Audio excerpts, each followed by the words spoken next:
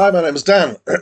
This video is one in quite a long series of videos that I'm doing, which are charting the progress of me creating a simulated 4-bit CPU, building up from basic logic gates. And I'm using this simulator software called Digital Works, a link to where you can get hold of it for free. It is free.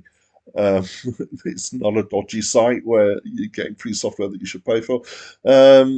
Is down below in the description of the video. Also, there's a roadmap down there of where we're going in this quite long series. And within that quite long series, we've got a shorter series, which is where we're creating the control unit, which is an essential part of the CPU. And everything has now got quite specific, because we're gearing towards a particular set of opcodes and a particular set of hardware that we're creating. A lot of the earlier videos were much more generic than this. We're kind of working our way through the control unit, and we've got to working out the jump commands. So we're going to create a thing that we're going to call the jump decoder. We've broken up the control unit into separate decoders, and then we're going to put them all together when we get to the end. So let's throw in the opcodes.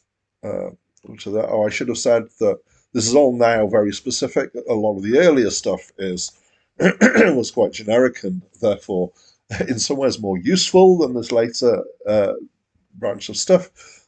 The understanding that you need in order to understand what's going on here has built up like a pyramid. So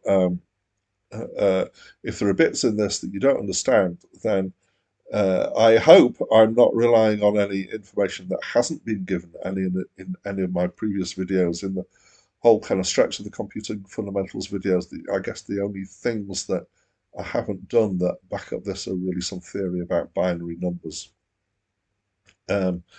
If you've seen all the rest of the videos that kind of predate this one in that part of my channel, then and if you've managed to absorb that information and understand what's going on, you should be able to understand this video. And as we go through, you should be able to understand each of the videos. Blah, blah, blah. Right, let's get into this jump decoder. I've just pulled in, I've got a macro which has got the list of the opcodes that we're using. As I said, things are now very specific. And the ones that we're interested in are these three here, the jump opcodes. So we've got a jump with no conditions. We've got a jump with that's conditional on the C. So the carry flag being high, and we've got a jump that's conditional on the zero flag being low. Okay. And I guess there are various ways to approach this. I did one particular approach earlier, and I'm tempted to use a different approach right now. And I kind of, as I'm talking, I'm running it through in my head and thinking, what are the ups and downs of these? And I'm actually going to stick with my previous iteration because I knew it worked. So what I'm going to do is I'm going to stick in some inputs first of all. So we only need 2 bits of the opcode, which is the last 2 digits, because nothing will come to this jump decoder unless it happens to be this one, or this one. And so all we need is to be able to distinguish between these. Although that 0 could be part of it, it can be noted that the bottom 2 are different for each of these. So 1 1 for the jump, 0 1 for JC, and 1 0 for J and Z are there. So we only need those 2 in. So I'm going to annotate that. That's going to be op 1 to 0. 1 to 0, about 10 points. But we also need, because it's dependent on these conditions, we also need the C and the Z. So I'm going to put those over here. So these are flags that come out of the ALU. The C is the carry out. So if arithmetic overflows the limits that we got for a 4-bit number, then the carry flag will be high, and then the Z flag is the 0 flag, which will be high if the number that is output from the ALU is 0. Okay. And we've got 3 different combinations that we're going to want from op1 to 0. So what we're actually going to do is we're going to chicken it, use a 2-bit decoder for that. Maybe there's a little bit of a thing that we don't need in there, so but we're going to do it with the enable as well. Why not? Because that then will mean that the enable transfers out through whichever output we're using, and we'll just hardwire it to our conditions. Then it will come through only when enable is enabled. So let's wire that up there, and we're going to stick in an enable tag and wire that up and label it.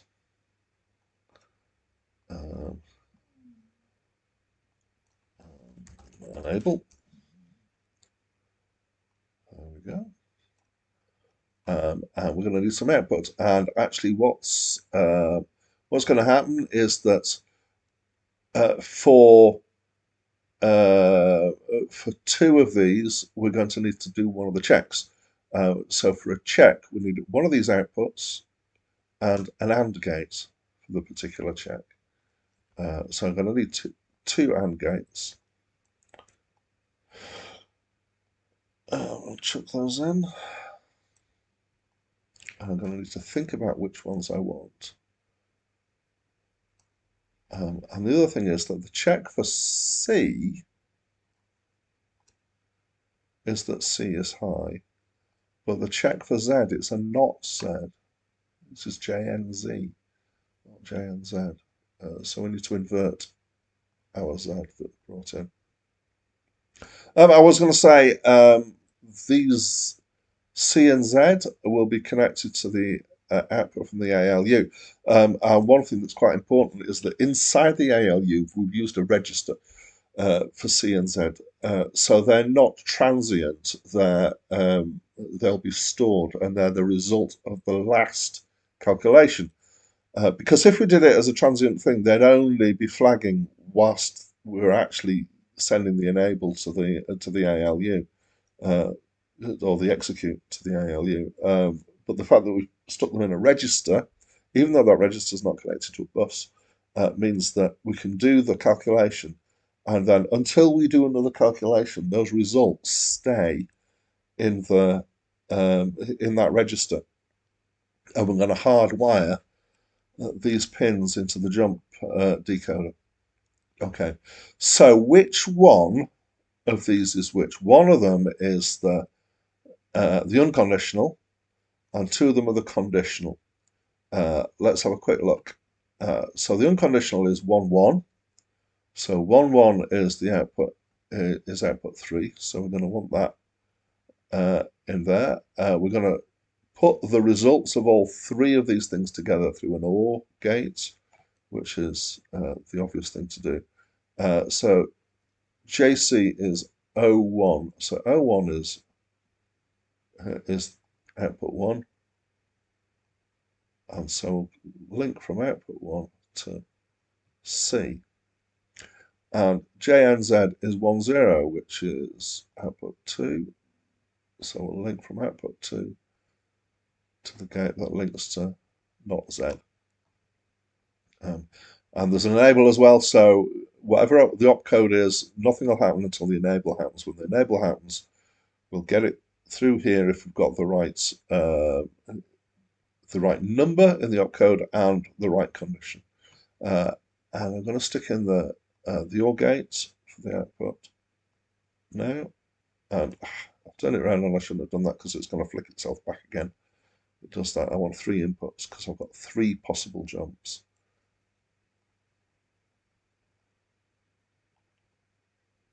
So wire those 2 in, and then the final one comes in from, which one is it? It's 1, 1. So it's that one. So there is an opcode that, oh well, there's plenty of opcodes that would come through with 0, 0 at the end. But that enable's only going to come in if we've got one of those 3 jumps to test. And that, I hope, is our jump decoder. And the reason why I'm chuckling slightly to myself is because this has happened so much faster than the reg decoder, where we had all sorts of things that in testing we had to change. And this sounds like I'm confident that this is right. I hope that this is right. We're going to save this, but we are going to test it because if we left it all until we put it all together, then we might have all sorts of issues. This is yet another reason why it's good to break tasks down when we're making these things and make macros so we can test each one individually, and then hopefully when we put things together, we've made them right. So save circuit is not in the testers, we want it in the macros, and it's the jump decoder.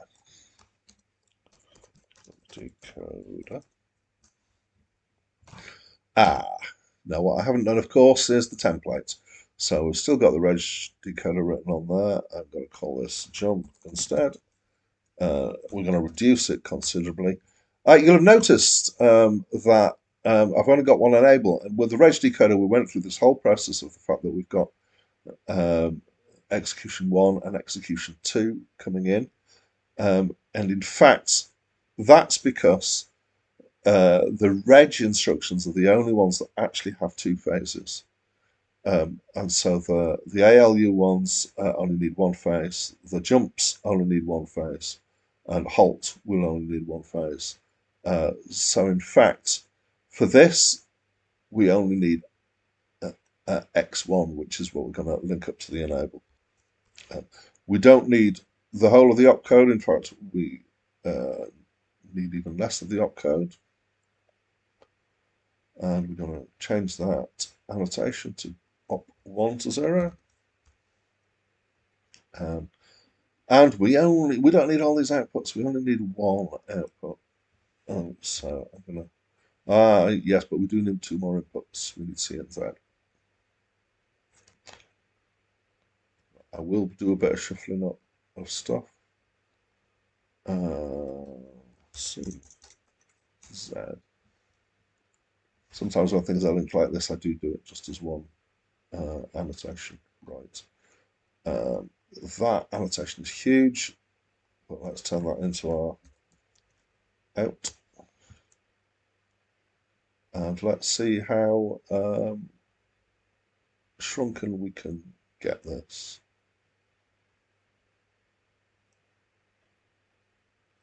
Move the X down a little bit. Out's probably we're gonna put it in the middle wherever we get to. That seems reasonably reasonable.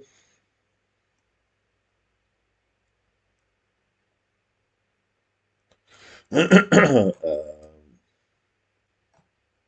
think that's it. Now we need to link them up. There's only a few, so I'm not going to subject you to the music and the fast forward. You're just going to have to bear with me, or speed things up yourself. You can do that. Enable comes on the side. Here we go. And C and Z.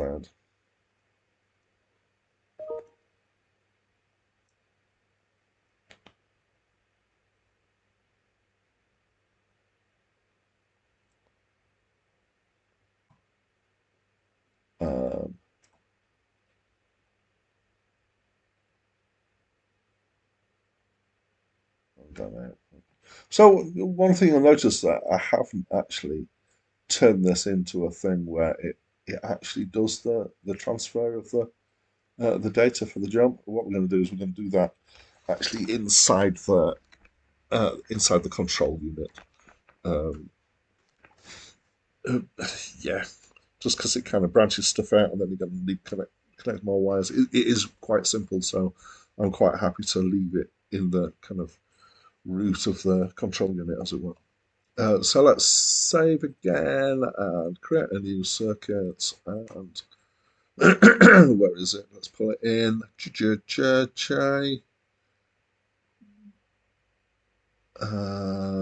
Why is this not where I expected it to be? Let's just check that I'm in the right place. CDM. Did I accidentally save it in my testers? I wonder. Testers. Reg decoder. I wonder where I saved it. Previous. That's called jump decode. I thought I called it jump decoder. Let's see if that looks like mine. No, that's the previous one that I've made. Right. Let's open it. Reopen. Oh dear, I haven't saved it as reg decoder, have I? I really, really hope not. No, that is definitely still our reg decoder. I seem to have lost it. What on earth has happened here? It's there. It's at the roots. Okay, so I can mess about. I can use this and then I can just move it. So new circuit. That's right. Let's put some inputs. 1, 2, 3, 4, 5, and a single output, which is whether we're going to actually jump. And wiring stuff up. And I'm going to pull in the opcodes again, so that we can remind ourselves of that. Right, so that's in my macros, and it's opcodes. Right, so simulate and let's test each of these. 0011 means that we want 11 here. It needs the execute to be coming in, and it is a jump. And it should be a jump regardless of these. So I'm going to check all the possible states of those. There we go. Right, if we've got 0, 1 coming in, there should only be a jump if C is set. So let's again check all combinations. So that is when C is set. It's not dependent on Z. I'm going to take Z off. Oh, that's fine. And then 1, 0 here should give us a jump when Z is not set. So Z is not set. Let's try different combinations here. And that seems to be correct. And when we've got both of those coming in, we seem to have an output. That will never happen. Oh no, that's what we wanted. It was the double jump. Is the one I haven't tested is nothing coming in. I'll check all the combinations there. That seems correct. And then nothing should happen if that isn't there. So let's double check that, and that with no Z, that with carry. Yeah, that's fine. So it's only happening when the execute line is going high. So it seems to be correct. So doing a quick kind of recap, we've got an op decoder, we've got a reg decoder, we've got a jump decoder. The ALU operations decoder is built into the ALU itself, so we don't need one of those. So we should be ready now to be putting our control unit together. So that's going to be the next video. That's it from me for now.